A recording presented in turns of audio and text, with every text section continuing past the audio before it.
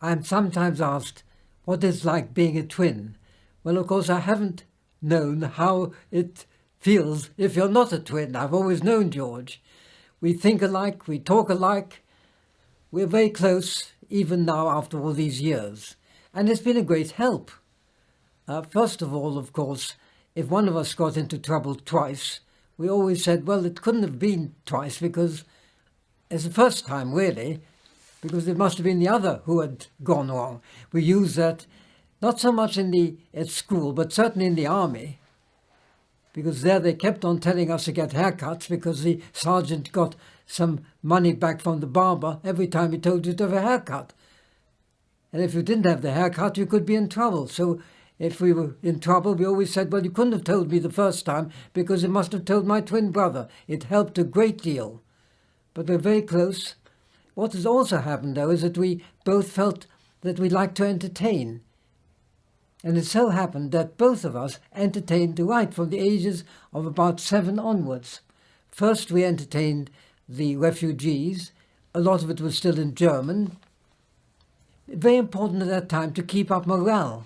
And then later on, we entertained the forces. We entertained the British forces, but even more so the American forces. So much so that the American Navy actually gave us naval uniforms so that we could entertain the sailors and the soldiers who were waiting to go into France for D-Day. D-Day being the 6th of June 1944.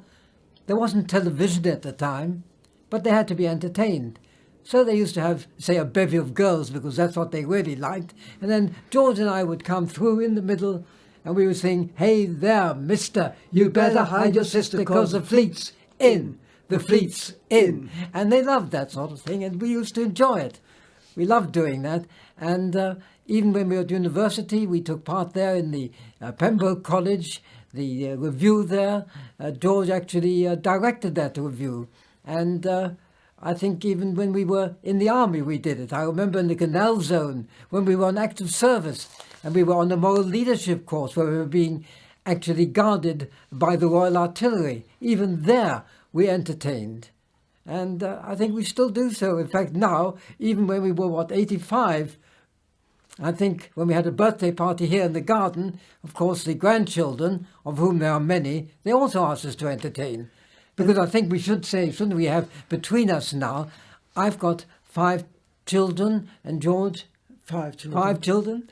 I've got 8 grandchildren, and George has got 6.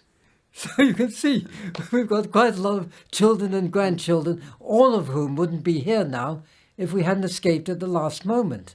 None of them would be here now. I could just add as well that the army has a law which says that the older twin can ask for the younger twin to be stationed at the same time, provided you have roughly the same medical category. Well, we both had the top category anyway, so even though I never asked for Peter to be allocated to come with me, he always was. He always appeared. He was always there. But of course that was quite useful, except when on active service we were doing anything where it would be far wiser for us to be separate. And there, of course, that they did allow.